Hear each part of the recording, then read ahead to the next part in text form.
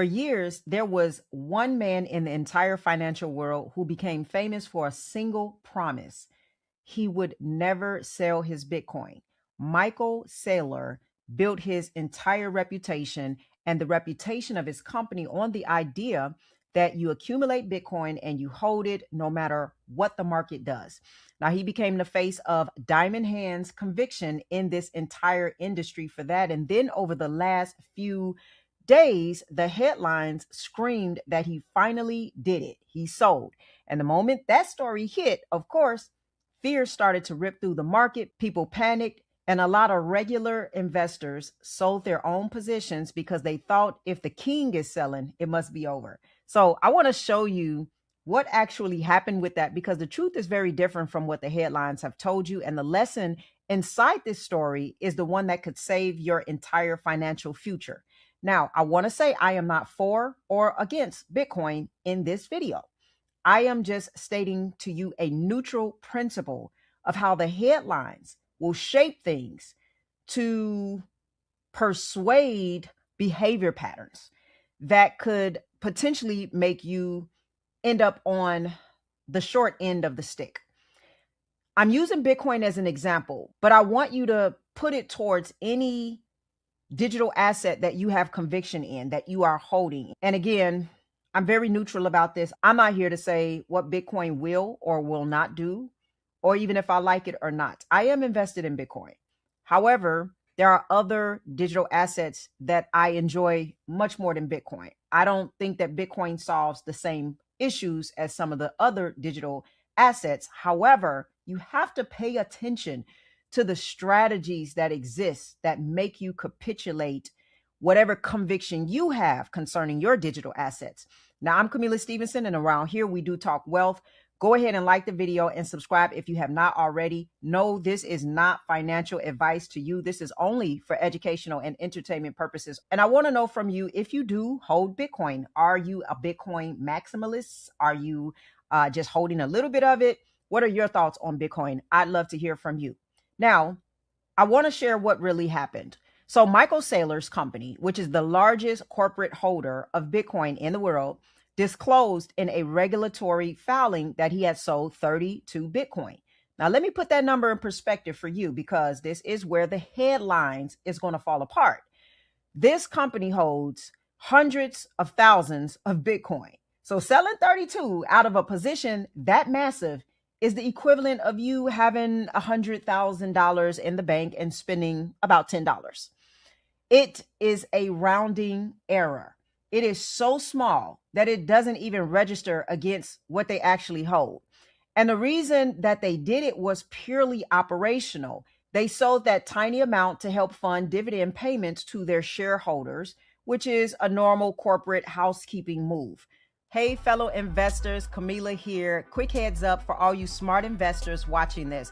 If you're serious about investing and growing a digital asset portfolio that brings you financial freedom, and you like how I've been breaking down crypto, but you want more than just free content, I'm putting together something really special. For the first time ever, on June 13th, I'm opening the Wealth Architects Inner Circle, where I'll be working with just 15 investors on a much deeper level. This is for investors who want structure, a deep understanding of crypto beyond what I share on YouTube, and a personalized wealth plan built specifically for you, not just more random information. So if that sounds like you, click the first link in the description to join the Inner Circle waitlist now.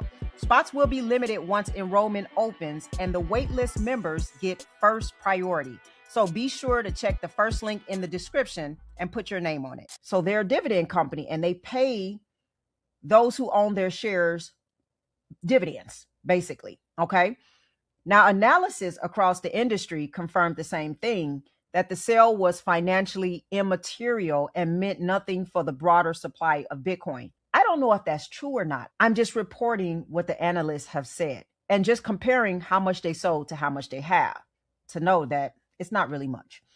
And I also want to say that it looked like there was maybe some coordinated activity with a lot of big players selling off Bitcoin all at once.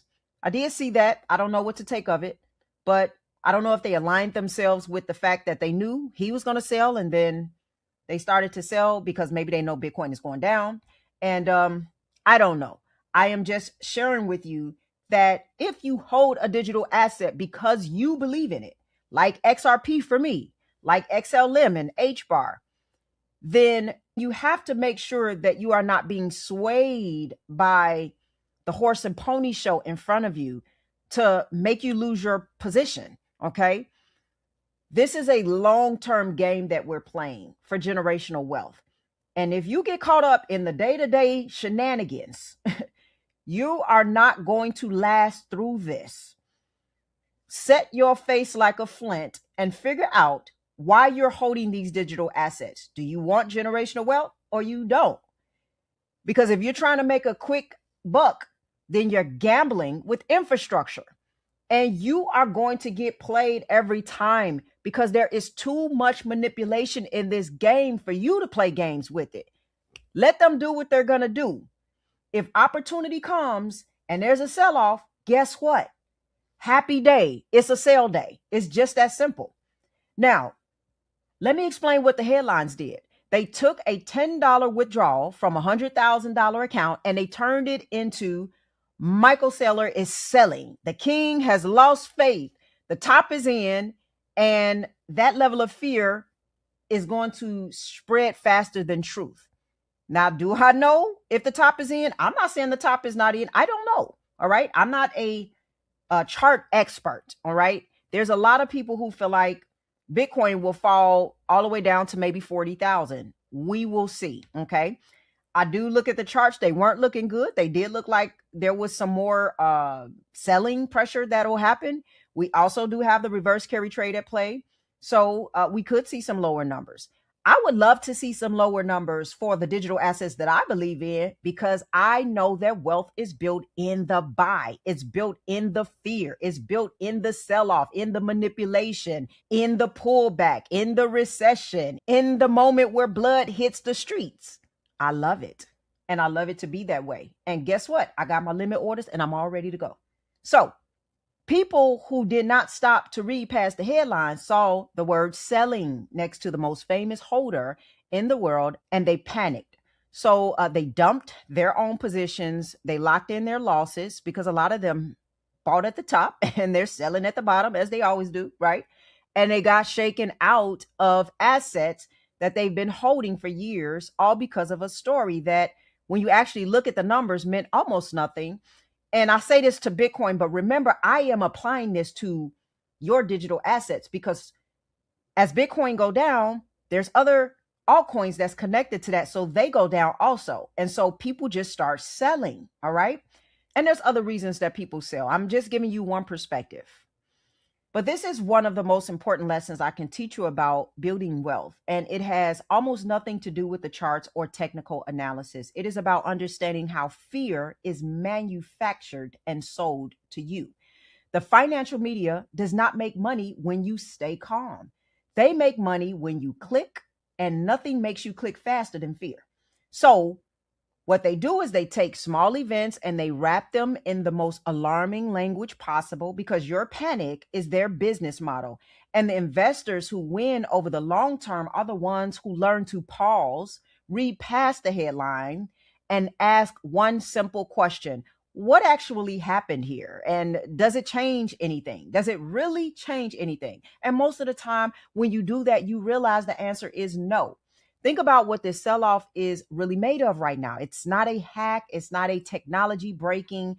It's not the long-term thesis falling apart for whatever your convictions are. It is a combination of big funds, rebalancing, some headline fear, leveraged traders getting flushed out, and the whole market moving in correlation with the stock market during a nervous moment in the broader economy. And I say that in pertaining to the stock market because there was a small little pullback with that too. But right now, the stock market is, to me, not even in alignment with reality because they're at all-time highs. So I'm not saying that there's a correlation completely. I'm just saying that when there was a red day, everything kind of pulled back a little bit. But none of that changes the infrastructure being built underneath. It is noise dressed up as a crisis. And trust me, a crisis probably will come and you probably are not ready for it. I'm talking about a real crisis, okay? And if these small little events make you scared, wait till the real event comes. Oh, they are going to pull people out the game. Your wealth will be stolen from you. It will be the biggest heist of the century. You got to realize that none of what happens day to day often is going to change the infrastructure being built underneath. And the people who understand the difference between noise and a real change in the story are the ones who are going to stay positioned long enough to actually capture what they've been waiting for. Now, I want to walk you into a deeper reason why people get shaken out, because it's not really about information, it's about identity. When you do not have a clear sense of who you are as an investor, every scary headline feels like a personal threat and you react emotionally. But when you know exactly why you hold what you hold and you understand the long term reason you're positioned the way you are, a headline about 32 Bitcoin is not going to move you, or whatever the headline is for your digital asset. For me, it will be like a XRP, XLM, an HBAR, XDC. I love those digital assets. I hold a few more, but I'm just mentioning a few examples. And so if I read something negative about it, it doesn't change nothing for me because I understand it. And hey, I just go back to my life as usual, trying to make some cash flow. Why? Because you need cash flow in order to invest. And a lot of people are not even paying attention to that right now, is that they really need more cash flow. Too many people are waiting on a miracle right now, a big bang theory, okay, to happen so that the day can be saved for them. Meanwhile, we got so much life to live, right? The prices are still low, and a lot of people barely have enough money to really invest right now.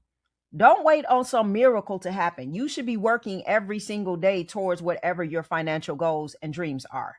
And you should also start to learn the difference between the investor who panics and the investor who does not, because they are intelligent with their emotions. They don't have to have the intelligence of the financial market. Trust me. Okay. They don't have to be super brilliant and intelligent and know everything that's happening in the economy. Most people don't know. This thing is being played out in real time every single day. It's so much to learn. Everybody a little behind on something, right? But you have to be educated in order to build your conviction. Building on understanding, and understanding is something that you can build. You have control over that. That is the whole reason why this channel exists. It's to help you build that understanding so that you are never again at the mercy of a headline designed to scare you. And it is always why, for the people who want to go deeper, I do my one-on-one clarity calls. It is why I have a community, right? Because sometimes you just don't need the information. You need someone to sit down with you and look at your actual situation, your holdings, your timelines, your goals, and just help you build a plan that is so clear that no headline can shake you out of it. When you have a real plan, fear loses its grip on you. Now, if that's something you do want, the link is in the description. And there's also one other important thing that I want to share with you that I think panic sellers are missing entirely. When you sell in panic, you do not just lock in a loss. If you're selling at a gain in a regular account, then you also hand back a piece of that to the IRS, which means that fear can cost you twice. This is exactly why I do hold a portion of my digital assets inside of a Roth IRA, because inside of that kind of account, my long-term growth is protected and I am building in a structure designed for patience instead of panic. When your assets are sitting in the right structure, you are far less likely to make an emotional decision because the whole setup is built for the long game. It helps you protect yourself from you to hold real digital assets inside that kind of protected retirement structure. And there is a $100 funding bonus when you fund the account. Now, the links are in the description for that if you do want to take a look. And if you want to be in a room with people who are learning to think this way together, who do not panic when the headlines scream, who hold each other steady and build with a real plan, that is what my community is for. We meet every week and we keep each other grounded in the long-term vision. The link is below for that. And don't forget that I still do have my waiting list that is available to let you know what is going to be released on June 13th. And the people in that waitlist group are going to be the first to know. And also there's a lot of value being added to that group. So go ahead and make sure you do join the wait list in the link below. The link is there for you. Drop in the comments and let me know, have you ever panic sold? I would love to know if you have. I have. Oh, I think all of us have at some point. But at some point, we also got to learn. All right. And so when we make those mistakes, let's learn from it. Let's grow. And let's again gain education and understanding so that we are on the right end of this shift. And as always, I want you to stay wise, stay wealthy, and I'll see you in the next video.